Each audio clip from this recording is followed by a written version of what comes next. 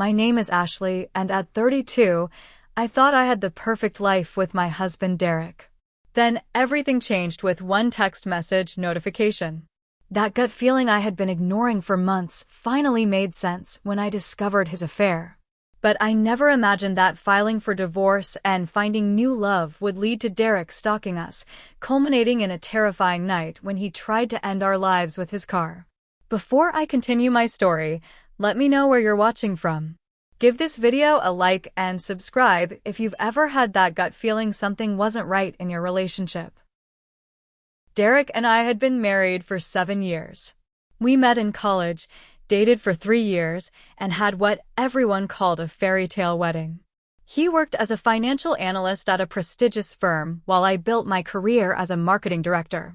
We bought a beautiful colonial house in the suburbs, traveled to Europe twice a year, and were starting to discuss having children. From the outside, we were that couple everyone envied.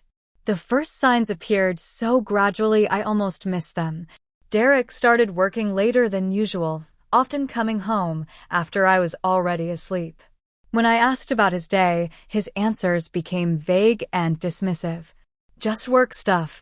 Nothing interesting," he would say, quickly changing the subject.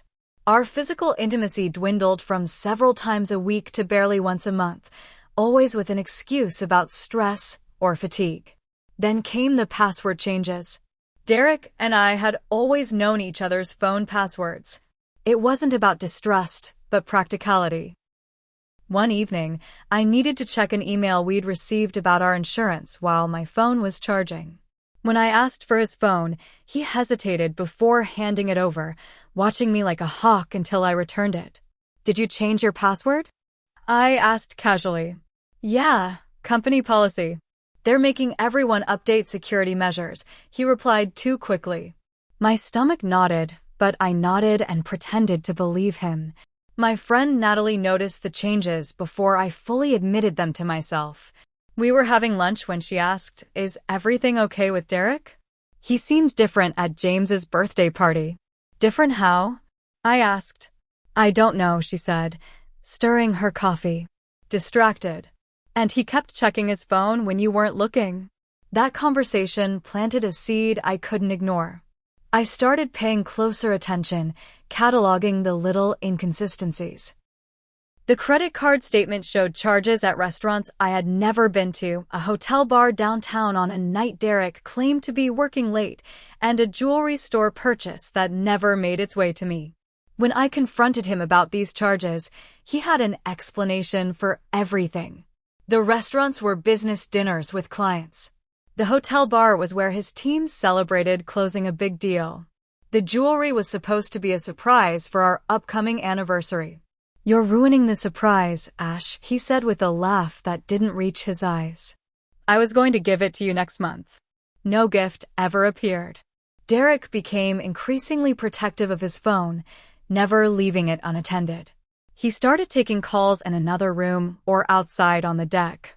When I walked into his home office, he would quickly switch computer screens. Each time I questioned these behaviors, he made me feel crazy for being suspicious. "Why are you so paranoid lately?" he would ask, his voice laced with irritation. "Don't you trust me at all?" After months of this, I started doubting myself. Maybe I was being paranoid. Maybe the distance between us was just the natural evolution of a long-term relationship. Maybe it was stress from work affecting both of us. Our 7th anniversary fell on a Friday. I made reservations at the Italian restaurant where we had our first date, bought a new dress, and even scheduled a day at the spa to prepare. At 4:30 that afternoon, Derek called. "I'm really sorry, Ash, but something major came up with the Richardson account. I have to stay late to fix it." "But it's our anniversary," I said, hearing the pathetic pleading in my voice. "Can't someone else handle it?" "You know I wouldn't cancel if it wasn't important," he replied, sounding distracted. "I'll make it up to you this weekend, I promise." That night, I sat alone in our living room, still wearing my new dress, an untouched glass of wine on the coffee table.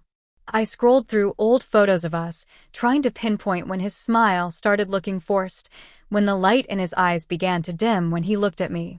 Something inside me shifted that night. I was done questioning myself, done accepting flimsy excuses. If Derek was hiding something, I would find out what it was, one way or another. The woman who had always trusted blindly decided it was time to open her eyes. The investigation began with phone records. Our mobile plan allowed me to view detailed call logs online.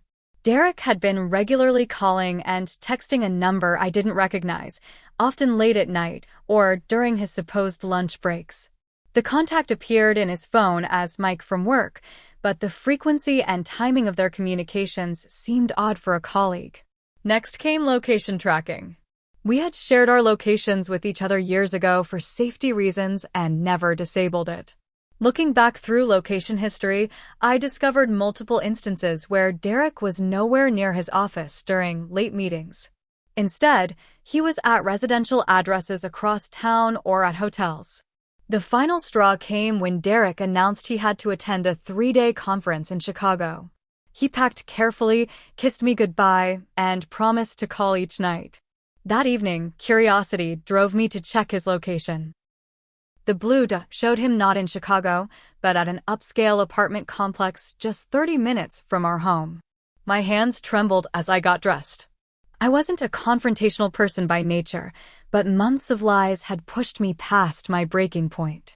I drove to the apartment complex, parked across the street, and waited. At 8:15 p.m., Derek emerged from the building with a woman. She was tall, blonde, and laughing at something he said. His arms circled her waist with a familiarity that made me sick. They walked to a nearby restaurant, an intimate French bistro with dim lighting and small tables. Through the window, I watched them order wine, leaning close to each other, occasionally touching hands across the table. Derek looked happier than I had seen him in months. The woman was beautiful in an effortless way, probably in her late 20s, wearing a simple black dress that highlighted her figure. I could have left then, collected my evidence, and confronted him at home. Instead, I straightened my shirt, wiped my tears, and walked into the restaurant. The hostess smiled at me. "Table for one?" "Actually," I said, loud enough for nearby diners to hear, "I see my husband is already here with someone." I walked directly to their table. Derek's face drained of color when he saw me. The woman looked confused, her smile faltering. "Ashley," Derek stammered, "what are you doing here?" "I could ask you the same thing," I replied, my voice surprisingly steady. "Especially since you're supposed to be at a conference in Chicago." The woman's eyes widened. "You're married?" she asked Derek. "Megan, I can explain," he started, but she was already gathering her purse. "Are you his wife?" she asked me directly. "Yes," I answered. 7 years next month. Megan stood up, her hands shaking. "He told me he was divorced," she said. "We've been seeing each other for almost a year." She turned to Derek. "You're disgusting." The restaurant had gone quiet, all eyes on our table. Derek tried to control the situation, speaking in hushed tones. "Both of you need to calm down. Let's talk about this somewhere private." "There's nothing to talk about," I said. "Except maybe divorce lawyers." Megan left the restaurant, and after a moment's hesitation, I followed her outside. She was crying by her car. "I'm sorry," I said. "I didn't know about you either." 10 months, she said bitterly. "We've been together 10 months, and he told me his wife left him last year. He even took me to a house he said was his, talked about moving in together." A chill ran through me. The timeline matched exactly when Derek started changing. 10 months of living a double life. 10 months of coming home to me after being with her. Derek burst out of the restaurant. "Ashley, please. Let me explain." The drive home was excruciating. Derek alternated between apologies, explanations, and blame. "It didn't mean anything," he insisted. "It was just physical at first, then it got complicated." I was going to end it. "When?" I asked. "After another 10 months of lying to my face?" "You've been so focused on your career," he said, his tone shifting to accusatory. We barely connected anymore. Megan made me feel valued. "Don't you dare blame me for your choices," I said quietly. I've been right here, Derek. You chose to look elsewhere. When we arrived home, I walked straight to our bedroom and pulled out his suitcase. What are you doing? He asked, panic rising in his voice. Pack whatever you need for tonight, I said. You can come back for the rest when I'm at work tomorrow. Ashley, this is ridiculous. We need to talk about this like adults. We are past talking, I said, throwing clothes into the suitcase. I want you out of this house tonight. He followed me around, pleading and promising. He would cut all contact with Megan. He would go to counseling. He would do anything to save our marriage. Each desperate promise only confirmed what I already knew. This wasn't a one-time mistake. This was a calculated deception that had gone on for nearly a year. As he reluctantly packed his things, Derek transformed from apologetic to manipulative. You'll regret this, he said. You're throwing away 7 years over one mistake. A mistake is forgetting an anniversary or saying something hurtful in anger, I replied. What you did was make thousands of decisions to lie to me, day after day. When the door closed behind him, I slid down against it, finally allowing the sobs to take over my body. The perfect life I thought I had vanished in a single evening, replaced by a reality I hardly recognized. I had no idea then that this painful night was just the beginning of a nightmare that would escalate beyond anything I could imagine.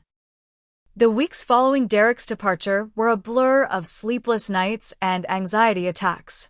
I would wake up at 3 a.m. gasping for air, the weight of betrayal pressing against my chest. Food lost its taste. I lost 15 pounds in 3 weeks, my clothes hanging loose on my frame. My parents drove 6 hours to stay with me when I finally told them what happened.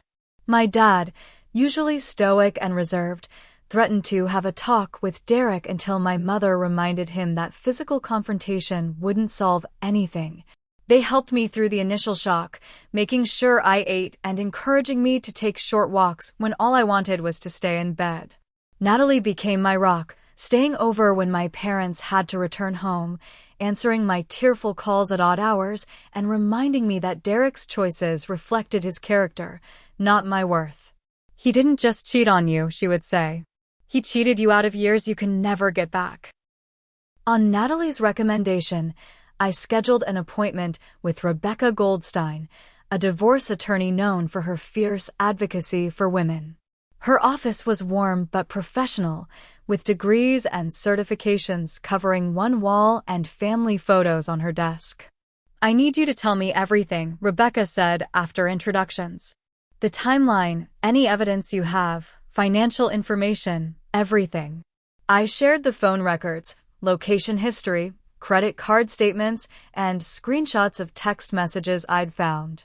Rebecca took meticulous notes, occasionally asking clarifying questions. Based on what you've told me, we have a strong case, she said. Michigan is a no-fault divorce state, but his infidelity and financial deception will be relevant if he contests asset division. Rebecca helped me file the initial paperwork. The day after receiving the divorce papers, Derek appeared at our house with flowers and tears. I watched through the peephole as he rang the doorbell repeatedly, then sat on the porch steps for nearly an hour before leaving. The flowers were followed by jewelry, handwritten letters, and daily text messages pleading for another chance. I saved everything but responded to nothing, forwarding his messages to Rebecca instead. Through Rebecca's investigation, I learned more details about Derek's affair. He and Megan had met at a work conference. What started as flirtation quickly escalated to hotel meetings and eventually regular overnight stays at her apartment. He had taken her to Aruba for a weekend, charging the trip to our joint credit card as a business expense. He had even introduced her to several of his friends, who had kept his secret. The financial complications were overwhelming. Derek had been moving money from our joint savings to a private account for months. We owned our house together, had combined retirement accounts, shared insurance policies, and intertwined investments. Rebecca worked with a financial advisor to untangle the mess, protecting my interests as much as possible. When my silence strategy didn't work, Derek's approach changed. His messages turned from apologetic to hostile. "You're being unreasonable," he wrote. "Everyone makes mistakes. You're throwing away our marriage out of pride." The first court hearing was scheduled for a Thursday morning. I wore a conservative black dress, hands shaking as I entered the courthouse. Derek was already there with his attorney, a slick-looking man in an expensive suit. When Derek saw me, he approached with a rehearsed expression of remorse. "Ashley, please. Can we talk before this goes any further?" Rebecca stepped between us. "All communication goes through counsel from now on." In the courtroom, Derek maintained a facade of the devastated husband who had made one terrible mistake and desperately wanted to reconcile. The judge, a stern woman in her 60s, seemed unimpressed by his performance. Our mutual friends gradually took sides. Some, like James and his wife Karen, distanced themselves from both of us, uncomfortable with the conflict. Others chose sides explicitly. I was surprised when Mark, Derek's friend since college, called me. "I knew about Megan," he admitted. "I told him to end it or tell you months ago." "I'm sorry I didn't say something." His apology meant little after the fact, but it confirmed my suspicion that Derek's betrayal had collaborators. Dr. Lawson, my therapist, helped me process the grief and betrayal in our weekly sessions. "You're experiencing a form of PTSD," she explained. "The person you trusted most violated that trust repeatedly. Your brain is trying to protect you by staying hypervigilant." She taught me grounding techniques for anxiety attacks and helped me work through the inevitable question, what had I done wrong? The answer, gradually, became clear. My only mistake was trusting someone who didn't deserve it. "Your healing isn't linear," Dr. Lawson reminded me. "Some days will be better than others. That's normal." She was right. Some mornings I would wake up feeling strong and determined, ready to embrace my new reality. Other days, a song on the radio or the sight of a couple holding hands would trigger a wave of grief so intense I had to pull over while driving. The divorce proceedings dragged on for months. Derek contested everything, from property division to alimony, extending the process with delays and petty disputes. Each time we appeared in court, he would try to make eye contact, to establish some connection I was determined to avoid. 6 months after that night at the restaurant, I no longer recognized the woman who had blindly trusted her husband. In her place was someone more cautious, but also more authentic. I started making decisions based on what I wanted, not what would please others. I cut my long hair into a stylish bob, redecorated our bedroom in colors Derek had always vetoed, and began taking a photography class I had been interested in for years. "You're not just surviving," Natalie observed over coffee one morning. "You're starting to thrive." She was being generous, but I did feel the first tentative steps toward a new life. The woman who had defined herself as Derek's wife was gone. Who would take her place remained to be seen. The divorce was finalized in early spring, nearly 9 months after the discovery. The settlement gave me the house, which I promptly listed for sale, unable to live surrounded by memories of our shared life. I found a bright apartment in a converted historic building downtown, with high ceilings and windows that flooded the space with light. The empty walls became a canvas for my growing photography collection. I adopted a rescue cat named Luna who kept me company during quiet evenings. Slowly, I rebuilt a routine that was entirely my own. Volunteer work might help, Dr. Lawson suggested during one of our sessions. Doing something for others can be healing. I signed up for a community garden project that transformed vacant lots into productive spaces for local food banks. That's where I met Jason. He was coordinating teams of volunteers, clipboard in hand, sleeves rolled up to reveal tanned forearms. He assigned me to the irrigation team and moved on to the next group without any special attention. For 3 Saturdays, we worked in the same space without much interaction beyond brief instructions and casual group conversations. I noticed his patient way of explaining techniques to inexperienced volunteers, his genuine laugh, the focus in his eyes when listening to someone speak. On the 4th Saturday, it rained. Most volunteers called to cancel, but I showed up anyway, needing the distraction from a difficult week of finalizing the house sale. Jason was there under a small tent, reorganizing supplies. "You came," he said, seeming surprised. "I said I would," I replied with a shrug. We ended up working side by side, preparing seed trays in the tent while rain drummed above us. Conversation flowed easily about the project, the neighborhood, books we'd recently read. He was 36, a landscape architect who volunteered on weekends, divorced 3 years earlier, no kids. I shared minimal information about myself, protective of my still healing heart. As we finished for the day, Jason asked casually, "Would you like to grab coffee sometime?" To discuss garden design ideas for the south lot. I hesitated, recognizing the thinly veiled date invitation. I should be honest. I'm recently divorced and not really in a dating mindset. His smile was understanding. Coffee between colleagues, then. No pressure. That coffee led to another, then to lunch the following week. Jason never pushed for more information than I offered, never rushed physical contact, never made assumptions about my availability. He was a stark contrast to Derek's intensity and demands. After a month of casual meetings, I agreed to an actual date. We went to an outdoor concert in the park, sitting on a blanket with takeout food, talking through most of the performance. I found myself laughing genuinely for the first time in nearly a year. "Can I ask what happened?" Jason said as he walked me to my car afterward. "With your marriage, I mean." "You don't have to answer." The question would have seemed intrusive from anyone else, but Jason's consistent respect had earned my trust. I gave him the abbreviated version, feeling the familiar ache, but not the usual overwhelming pain. "I was with someone who had an affair that went on for 10 months, I said. "I found out, filed for divorce, and it was finalized a few months ago." Jason nodded, absorbing this. "Thank you for telling me. And for trusting me enough to go out tonight." When he kissed me goodnight, it was gentle and brief, a question more than a demand. I found myself smiling as I drove home, then immediately felt guilty for feeling happy. Guilt is normal, Dr. Lawson assured me in our next session. But happiness isn't a betrayal of your pain. They can coexist. Jason and I continued dating cautiously.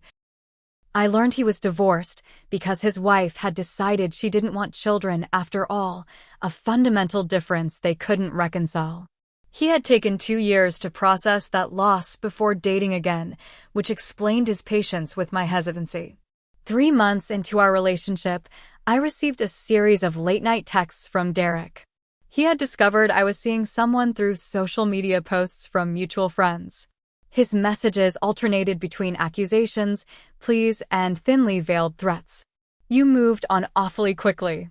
Was he waiting in the wings all along? "We could still fix this, if you'd stop being so stubborn.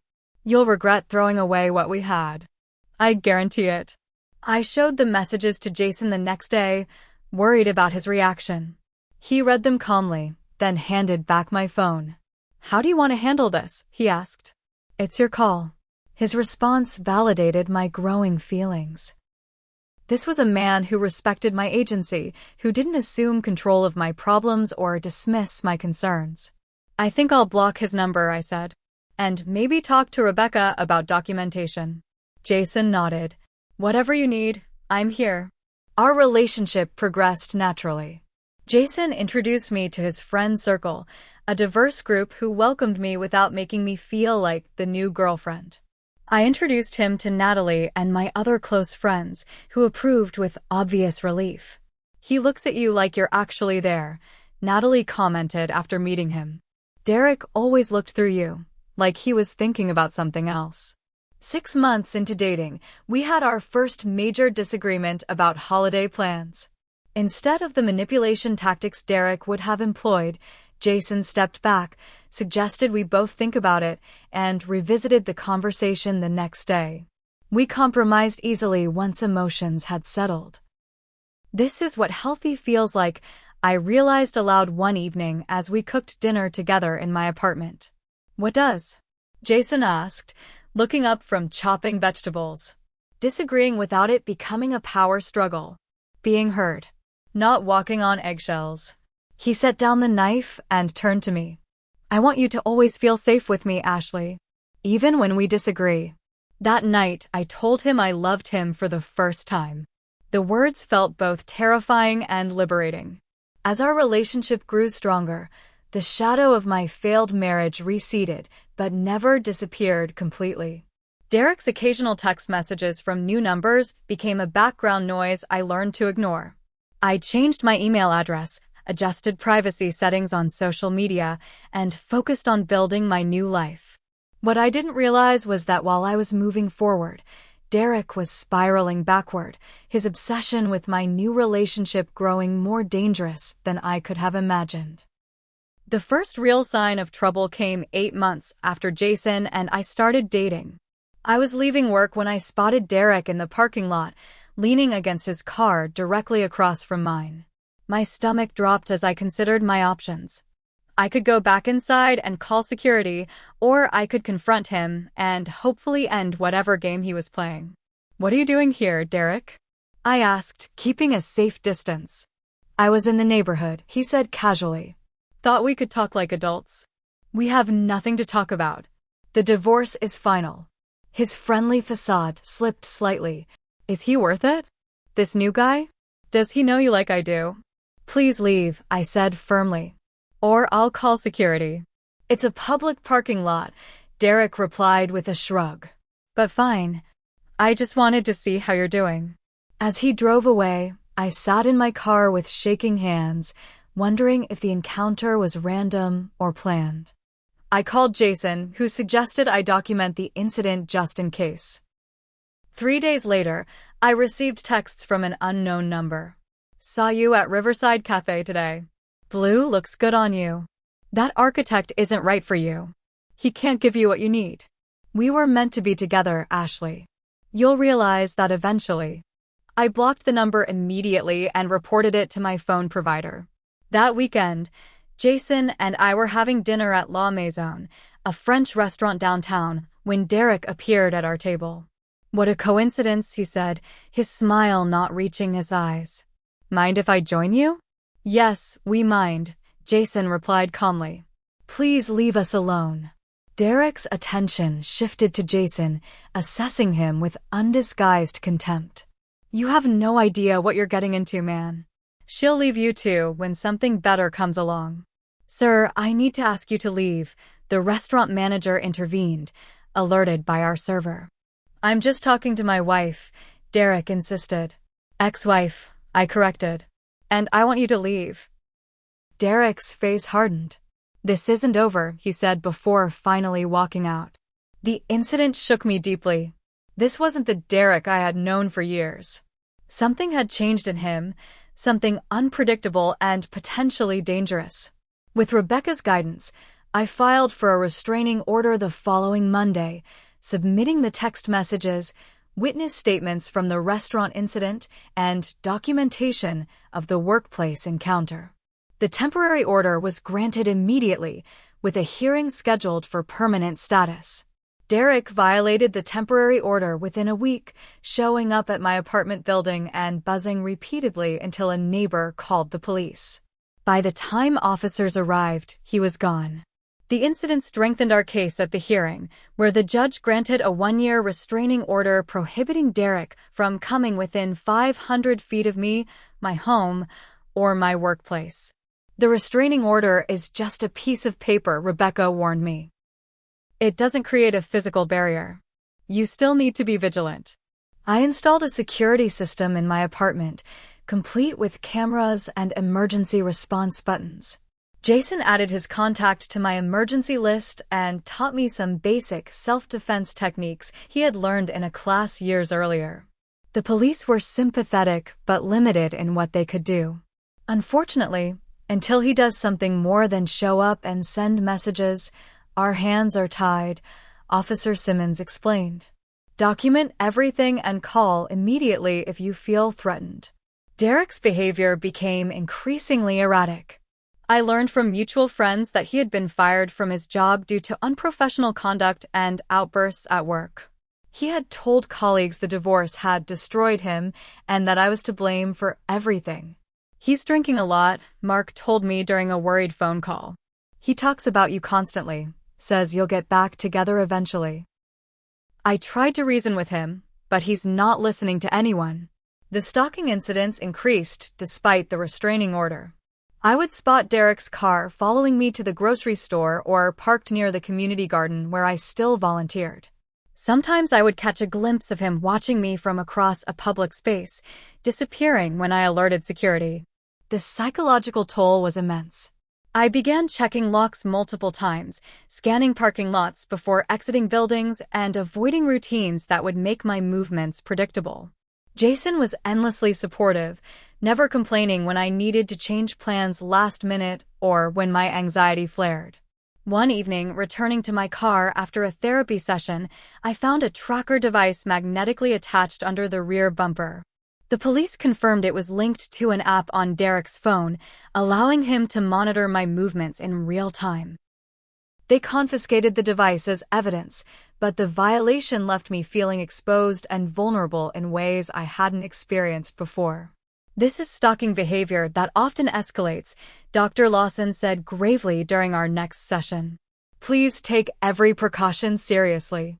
The most frightening encounter happened in the parking garage of Jason's apartment building. We had spent the evening making dinner and watching a movie, and he was walking me to my car around 11 p.m. As we approached the vehicle, we noticed Derek standing beside it. You're violating the restraining order, I said immediately, my voice echoing in the concrete structure. Jason positioned himself slightly in front of me, phone already in hand. I just want 5 minutes to talk, Derek said, his speech slightly slurred. 5 minutes to explain why we belong together. I'm calling the police, Jason said, already dialing. Derek's expression darkened as he looked at Jason. This is between me and my wife. You're just temporary. The police are on their way, Jason replied evenly. You should leave now. Derek took a step toward us. You turned her against me, he accused Jason. She would have forgiven me if you hadn't gotten involved. I could see the dangerous combination of alcohol and obsession in his eyes. This wasn't the calculated Derek who had maintained a double life for nearly a year. This was someone unpredictable and volatile. Derek, please leave, I said, trying to keep my voice calm. This isn't helping anyone. For a tense moment, I thought he might lunge at Jason. Instead, he punched the roof of my car, leaving a dent in the metal. You'll regret choosing him, he spat before walking away just as police sirens became audible in the distance. The police filed another report, adding it to the growing case file. Despite multiple violations of the restraining order, Derek had always managed to disappear before officers arrived or had skirted just at the edges of what was enforceable. We need to be prepared for the possibility that this will get worse before it gets better, Rebecca advised during a conference call with the police detective assigned to my case. Rejection often fuels this type of obsessive behavior. Her words proved prophetic sooner than any of us expected, culminating in a night that would forever change our lives. Jason had planned a special evening for our 1-year anniversary. We had reservations at Elliott's, an upscale restaurant overlooking the river, followed by tickets to a jazz performance at the Arts Center. I wore a burgundy dress I had bought specifically for the occasion, my first real splurge since the divorce. The dinner was perfect. We had a corner table with panoramic windows, attentive service, and food that justified the exceptional reviews. Jason presented me with a delicate silver bracelet, nothing ostentatious, but thoughtfully selected with small charms representing significant moments in our relationship. I know this year hasn't been easy, he said, taking my hand across the table. But I'm so grateful for every day with you. I hadn't felt this happy, this normal, in longer than I could remember. For a few precious hours, thoughts of Derek and the ongoing stalking situation faded to the background. We left the restaurant around 9:30 p.m., planning to drive separately to the Arts Center since I had early meetings the following day. As we walked to the parking lot, I noticed a familiar black sedan idling near the exit but thought nothing of it at first. Jason walked me to my car, kissed me goodbye, and headed toward his vehicle parked a few spaces away. I had just started the engine when headlights flashed in my rearview mirror, bright and disorienting. The black sedan pulled up directly behind me, blocking my exit. My phone rang. It was Jason. "Ashley, that's Derek's car. Stay inside and lock your doors. I'm calling 911. Before I could respond, Derek's car rammed into my rear bumper with enough force to jolt me forward against the seatbelt. I fumbled to put the car in drive as he backed up and accelerated forward again, hitting me harder the second time. In my side mirror, I saw Jason running toward us. Derek saw him too and shifted his attention, reversing sharply and then accelerating toward Jason, who barely jumped out of the way. I managed to maneuver my car forward and turned toward the lot exit. Derek pursued immediately, abandoning his attempt to hit Jason. In my rearview mirror, I could see Jason on his phone, presumably still connected to 911. What followed was a terrifying high-speed chase through downtown streets. Derek stayed right on my bumper, occasionally pulling alongside and trying to force me off the road. I ran red lights, made illegal turns, anything to shake him or reach a police station. "Stay on the line," the 911 dispatcher instructed when I managed to call using my car's hands-free system. "Officers are en route to your location. Try to get to a public place with witnesses." I headed for the well-lit shopping center that stayed open late, but Derek anticipated my move. On a stretch of road alongside the river park, he accelerated and rammed the passenger side of my car with enough force to send me spinning toward the guardrail.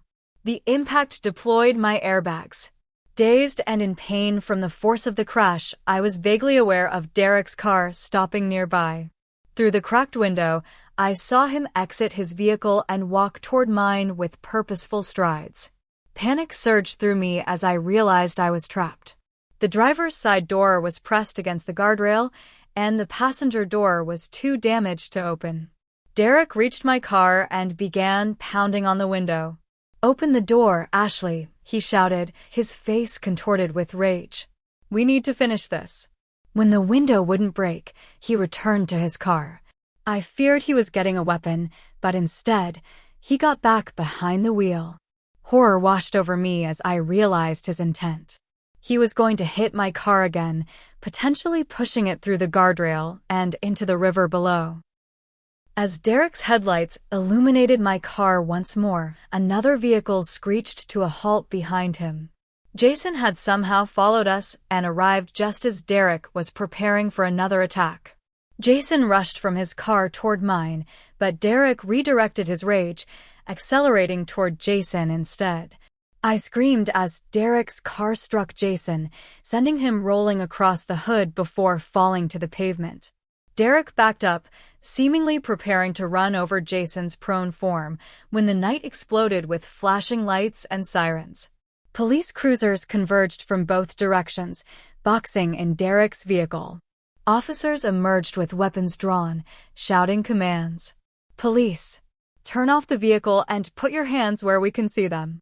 Derek hesitated, looking wildly between the officers and Jason's still form on the ground. For a moment, I thought he might try to flee or worse, accelerate into the officers. Instead, his shoulders slumped, and he raised his hands in surrender. Everything after that became a blur of emergency lights, paramedics, and police questions. Jason was alive but seriously injured with a broken leg, fractured ribs, and a concussion. I had whiplash, cuts from broken glass, and extensive bruising from the airbag and seatbelt, but no life-threatening injuries. Derek was arrested on multiple charges, including attempted murder, aggravated assault, stalking, violation of a restraining order, and destruction of property. The responding officers later testified that he appeared intoxicated and kept repeating, "She was supposed to be with me, not him." The hospital kept Jason overnight for observation. I refused to leave his side, sleeping awkwardly in a chair despite my own injuries. When he regained consciousness, his first words were, Are you okay? This man had nearly died protecting me, and his first concern was still my well-being. The realization brought fresh tears to my eyes. I'm okay, I whispered. Thanks to you. The incident made local news, complete with helicopter footage of the crash scene and Derek's arrest. Our privacy was shattered as reporters dug into the story, uncovering details of the divorce, the restraining order, and the months of stalking leading up to that night. The legal proceedings moved swiftly given the severity of the charges and the substantial evidence. Derek was denied bail due to the violent nature of the crime and the clear danger he posed. His attorney attempted to build a defense around temporary insanity and alcohol abuse, but the premeditated nature of the attack undermined these arguments. Both Jason and I gave victim impact statements at the sentencing hearing. Standing at the podium, facing Derek across the courtroom, I felt a strange calm replace the fear that had dominated my life for so long. The man I married died long before that night on the Riverside Road, I told the court. He died the day he decided that his desires were more important than our vows, the day he began living a double life. The person sitting here today is a stranger who tried to kill me and the man I love because he couldn't accept the consequences of his own actions. Derek showed no remorse during the proceedings, maintaining that I had destroyed his life by divorcing him and that Jason had stolen me. This lack of accountability only strengthened the prosecution's case for maximum sentencing. The judge, citing the calculated and egregious nature of the crimes, sentenced Derek to 15 years for attempted murder with additional consecutive sentences for the other charges, ensuring he would serve at least 20 years before possibility of parole. As Derek was led away in handcuffs, he looked back at me one last time. I held his gaze without flinching, refusing to show the fear he had instilled in me for so long. In that moment, I realized I was finally free of him, not just legally but emotionally as well. The physical recovery was challenging. Jason underwent surgery for his broken leg, followed by months of physical therapy. My injuries, though less severe, left me with chronic neck pain and occasional flashbacks triggered by the sound of screeching tires or unexpected loud noises. But we were alive, and together, we began the process of healing from the trauma that had nearly claimed our lives. 6 months after the attack, Jason and I made the decision to leave the city where so many painful memories lingered. We found jobs in Colorado, a place neither of us had lived before but had always admired for its natural beauty and outdoor lifestyle. The physical distance created space for emotional healing that would have been impossible surrounded by constant reminders. Our new home was a modest house near the mountains with large windows and a backyard that backed up to a nature preserve. Luna the cat adapted quickly, finding sunny spots throughout the house and a safe, enclosed patio where she could watch birds and squirrels. The trauma therapy continued for both of us, individually and as a couple.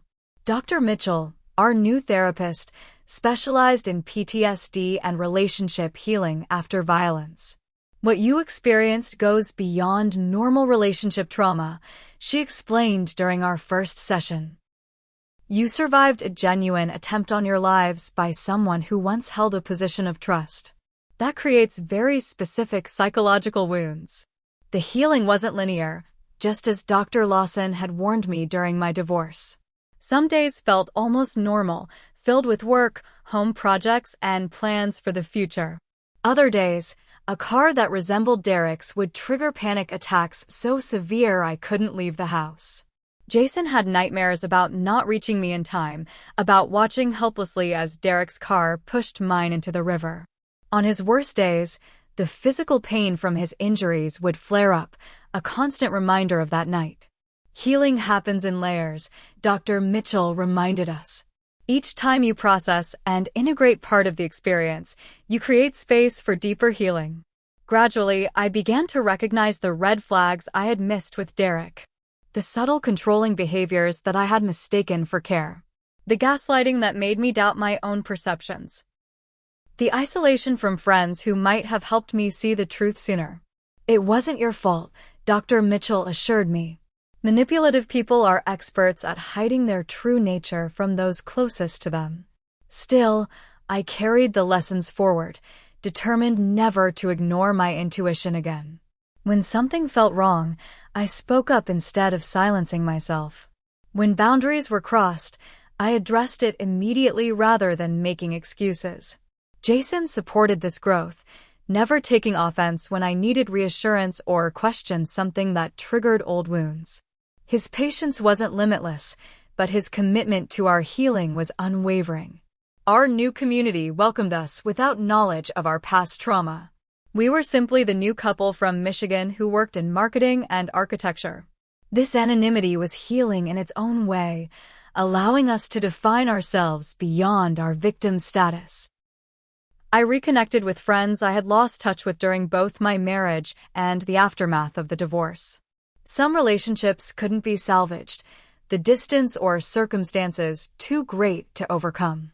Others strengthened through honest conversations about why we had drifted apart. Natalie visited 3 months after our move, marveling at the change in both of us. "You look lighter," she observed. "Like you've set down something heavy you've been carrying."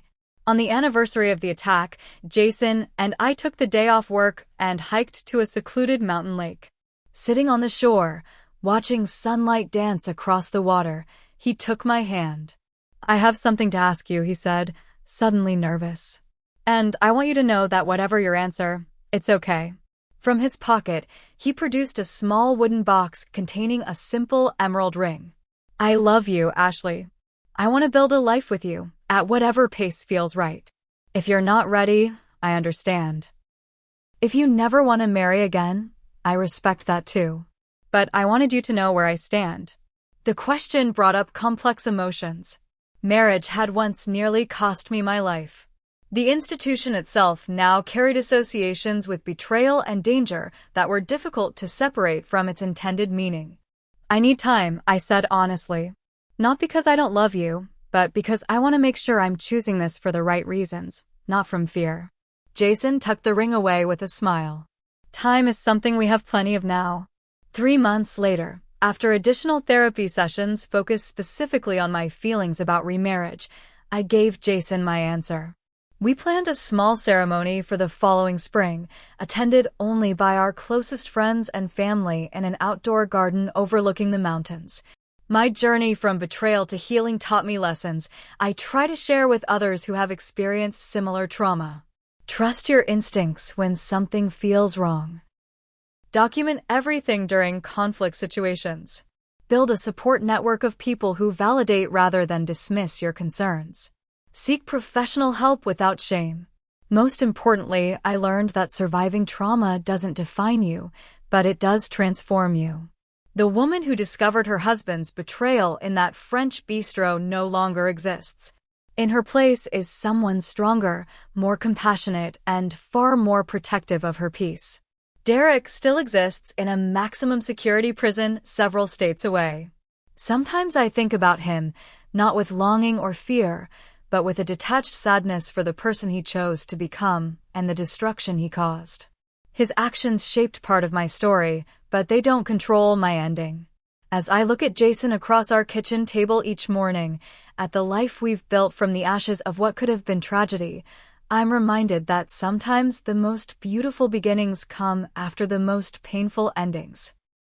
If you're watching this and struggling with betrayal, stalking, or relationship violence, please know you're not alone. There are resources and people who will believe you. Your intuition is a gift.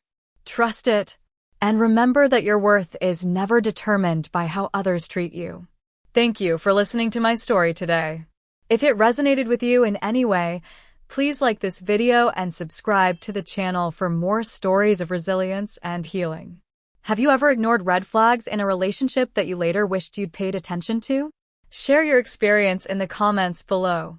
Your story might help someone else recognize their own situation.